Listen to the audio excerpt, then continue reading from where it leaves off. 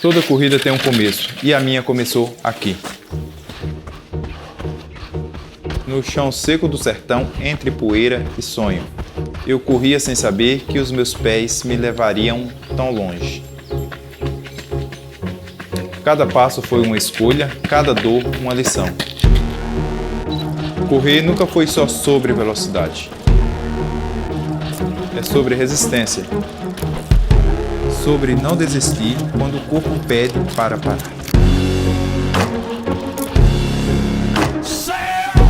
Sobre ouvir o coração gritar mais alto que o cansaço.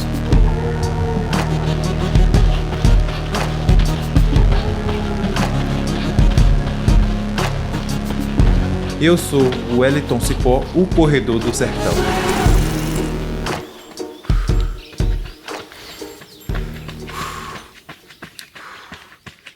O Wellington foi uma criança que qualquer mãe gostaria de ter.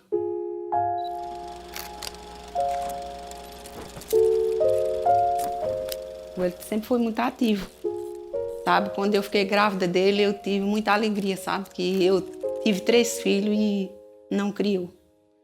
Foi aborto de 7 meses.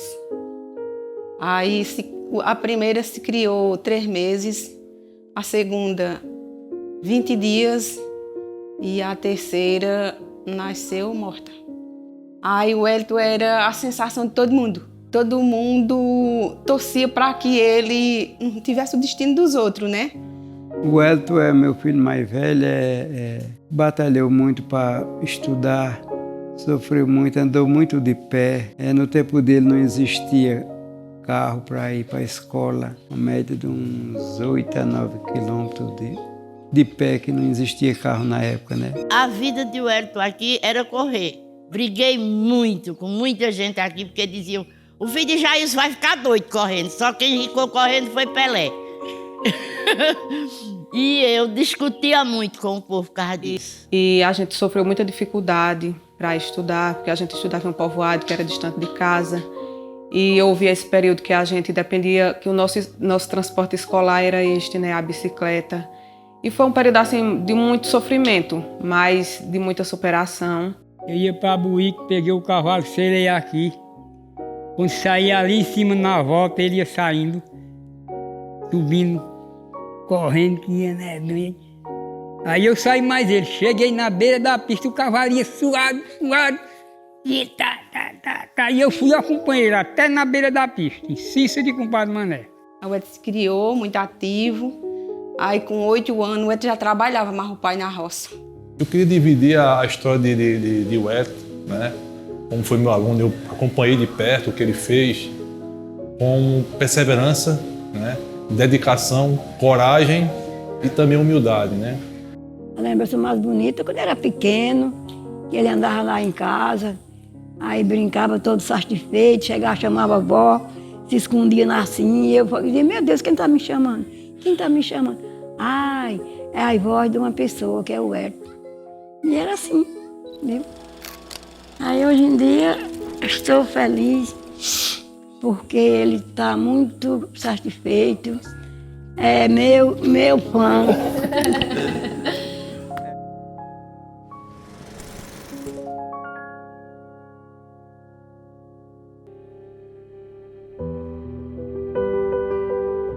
Sou natural de Tupanatinga, vivi toda a minha infância no sítio Barra do Mota e sempre tive uma experiência, uma vivência com a vida da roça. Com idade de aproximadamente 7 e 8 anos de idade, já fazia as atividades básicas de ir levar a marmita do meu pai na roça, ajudar nas tarefas mais tranquilas, levar recados para os vizinhos, né, porque não tinha um meio de comunicação como existe nos dias de hoje. Eu ir na venda, comprar alguma coisa, a gente que ia levar esse recado ou buscar a compra na venda. Então a gente corria brincando assim 3, 4, 5 quilômetros em uma dessas atividades. Meu pai plantava muita lavoura de feijão e as pessoas iam trabalhar na nossa casa e era muito animado, né? Porque eram pessoas jovens, a comunidade era grande na época e todos ficavam lá em casa para assistir a novela. A gente tinha uma televisãozinha a bateria. Na época não existia luz elétrica, era o candeeiro ou o lampião. Para a gente fazer a tarefa da escola, o caderno ficava todo sujo de fumaça de candeeiro naquela época. Mas todos os anos meu pai botava uma roça grande, era o maior plantador da região e ele contratava as pessoas para trabalhar lá em casa. Então lá em casa sempre vivia cheio de pessoas que tinha a gente como uma fonte de renda, né? E aos finais das colheitas a gente colhia tudo e ia vender em Tupanatinga, lá no Largo do Comércio. E naquela época a gente ia de carro de boi, passava Lagoa de Baixo, Laranjo e Mata Verde até chegar em Tupanatinga. Algumas outras atividades que meu pai fazia naquela época de criança, ele comprava e vendia animais. Cabrito, carneiro, gado, e a gente tangia os rebanhos. O curral de gado, a feira de gado era ali na frente, não existe a prefeitura hoje de Tupanatinga. Fiz muitas viagens para Tupanatinga, tangendo rebanho e gado. Quando a gente vendia o rebanho, a gente pegava um carro até Lagoa da Enxada ou Lagoa de Baixo e depois voltava mais uns 5 quilômetros na caminhada, mas aí já vinha com as feiras na cabeça, os sacos de feira nas costas, né? O meu pai, ele sempre teve um modo bem empreendedor, apesar de não ter tido muito estudo, né? O meu pai chegou à 3ª, 4ª série, mas sempre foi uma pessoa muito inteligente, muito empreendedora, né? Então eu aprendi muito com ele nesses momentos que ele me levava para as feiras em Tupanatinga e eu via ele negociar, né? Fazer as negociações de comprar boi, comprar carneiro, vender os feijão que a gente colhia na roça, os milhos, algumas coisas a gente ia vender lá na feira de legumes também, colhia batata doce, essas coisas. Então eu cresci num ambiente que, ao mesmo tempo que a gente trabalhava com a lida da roça, a gente aprendia um pouco de empreendedorismo, vendendo o que a gente ganhava no sítio, na feira. Outra coisa que a gente fazia muito ali no sítio era o leite, né? A gente tirava. Uma época a minha mãe fabricava o queijo para vender na feira. Uma outra época a gente vinha até aqui na beira da pista, né, da PE 270, são em torno de 6,5 km, 7 km, vinha com a bicicleta entregar o leite, né, para o carro do leite que passava todos os dias e comprava o leite da gente. E foi na escola, né, que tudo começou. E a gente sofreu muita dificuldade para estudar, porque a gente estudava em um povoado que era distante de casa. E houve esse período que a gente dependia, que o nosso transporte escolar era né, a bicicleta. E foi um período assim, de muito sofrimento, mas de muita superação. A gente ia caminhando lá para a escola de Dona Negra, atravessava uma mata grande para chegar na Lagoa de Baixo. Depois a gente ficou um ano, mais ou menos, indo para a Lagoa de Baixo, aí a nossa escola reabriu. Aí foi onde a gente cursou de 1ª a 4ª série. Era uma sala única para todas as crianças da comunidade, 1ª, 2ª, 3ª e 4ª série.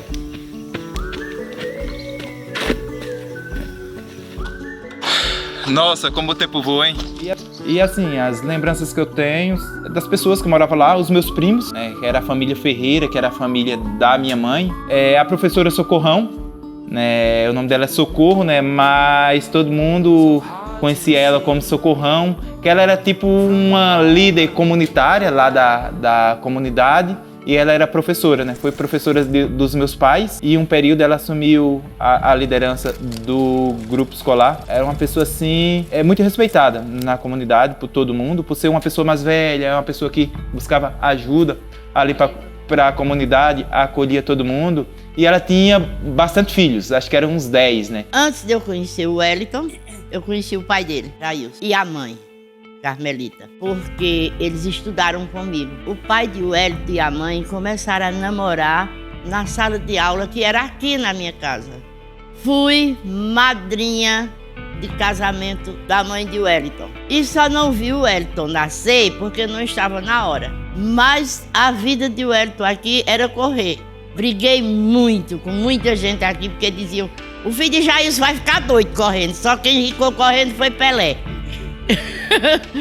E eu discutia muito com o povo por causa disso, porque cada um tem seu objetivo de vida. Se ele estava correndo era porque ele tinha isso em mente. Um menino muito esforçado, não só ele, como todos os 3 filhos de Jailson são meninos esforçados, educados, não tem essa educação, não foi escola que deu, não. Que escola não dá educação a ninguém, não. O que dá educação é o pai e a mãe. O Hélio chegava atrasado no colégio, não? Não, nunca chegou atrasado. Ele era o primeiro a chegar. E mais outra, quando ele chegava, era na minha sala, né? A sala de aula. Ele ia me ajudar a colocar tudo em ordem. Toda vez que eu vejo o Hélio, eu choro. Porque ele sofreu tanto que você nem imagina o quanto ele já sofreu, esse menino.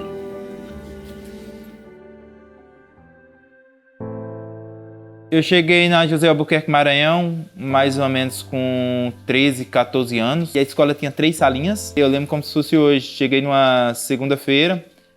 A primeira aula foi uma aula de português. Era uma professora chamada Silene. Na época também tinha os professores Edmárcio, a professora Carminha, que hoje é falecida. Lá eu fiz muitos amigos também, em Cabo do Campo, né? A gente ia de bicicleta, eu e a minha irmã. Era em torno ali de, 10 a 12 quilômetros de pedal que a gente fazia. A gente já chegava lá todo suado. Trabalhava até umas 10h30, 11 horas, né? Ajudava o meu pai na roça.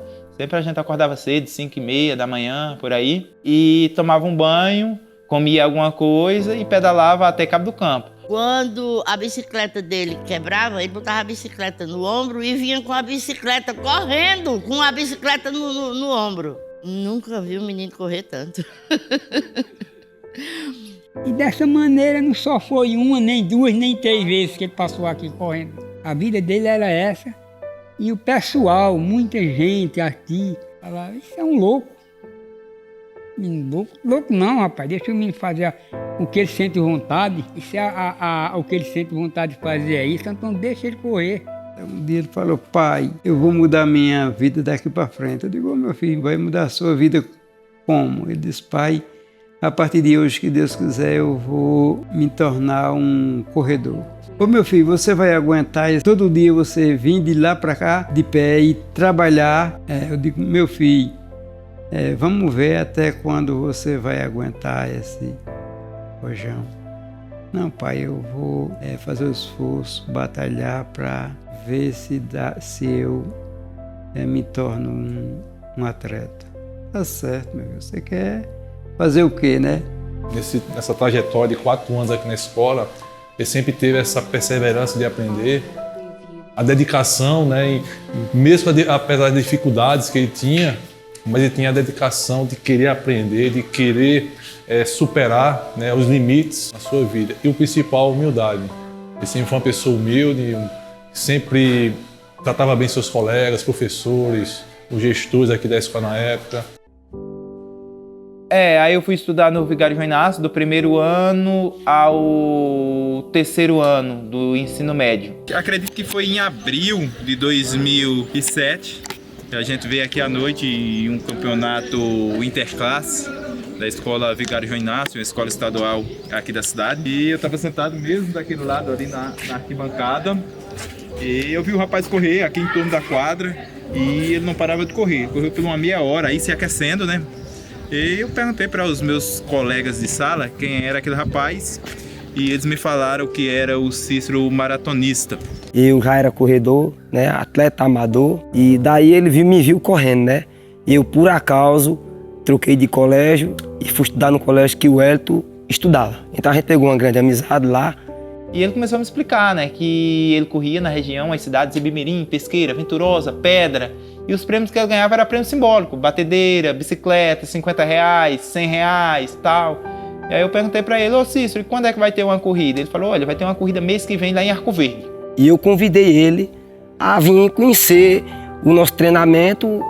Aí daí ele aceitou o meu convite. Eu digo, vai treinar comigo, pega um tênis, um short e venha. E marquemos um dia para a gente vir treinar junto. Aí eu comecei a treinar, fui na loja na Petrus Calçados, comprei um tênis da Olympus, no carnê, eu comprei por R$70, no carnê de 3 vezes. Treinei pouco mais de um mês, a gente não tinha treinador, botava o tênis no pé e corria o tanto que aguentasse, não tinha noção de quilometragem, não tinha relógio, nada.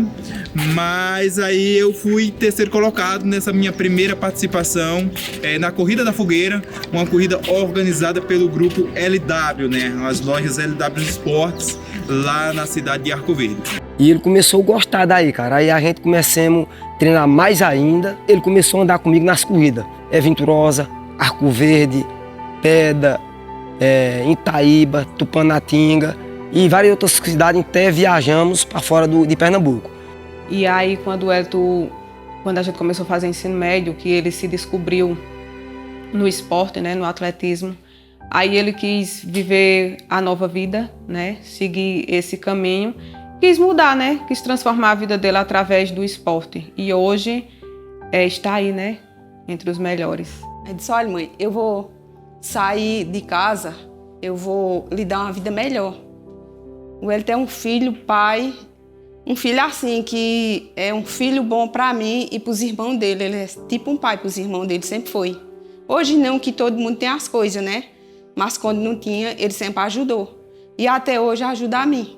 Eu tinha uma locutora de nome Edlene Ventura, uma radialista, e ela dava um espaço na rádio, no programa dela, para a gente falar dos nossos parceiros. E toda vez, quando a gente voltava, a gente ia lá e falava dos nossos parceiros. E aí foi que a gente teve uma oportunidade para ir para Recife, correr uma meia maratona. E tinha uns atletas muito bons de Garanhuns, que já eram da elite, atletas da elite profissional. E a gente tinha eles como inspiração. A gente saiu de Buíque 3 horas da manhã para correr 7 horas, 8 horas lá em Recife, uma meia maratona.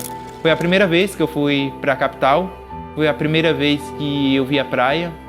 E foi aí que foi uma das primeiras viagens que eu fiz através do esporte. Aí a oportunidade de ir para São Paulo, ela surgiu ainda em 2007, em dezembro. A Edlene Ventura chegou para a gente e falou, olha, se vocês quiserem ir para São Paulo, eu consigo 2 passagens para vocês ir correr a São Silvestre com a empresa Segivaldo Turismo. A gente falou, nesse ano tá muito em cima, era 2007, já estava novembro por aí, não dava para a gente arrecadar a verba para a gente ir. Aí a gente vai ano que vem, em 2008. Aí quando foi em 2008, a gente se programou, comprou um telefone celular e passou nas escolas fazendo rifa. Aí vendendo a rifa R$1. A gente vendeu 600 números, aí juntou mais alguns apoios do comércio.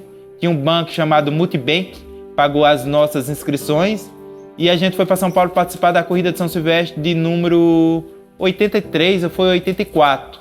Aí eu fiquei em São Paulo e começou uma nova jornada na minha vida.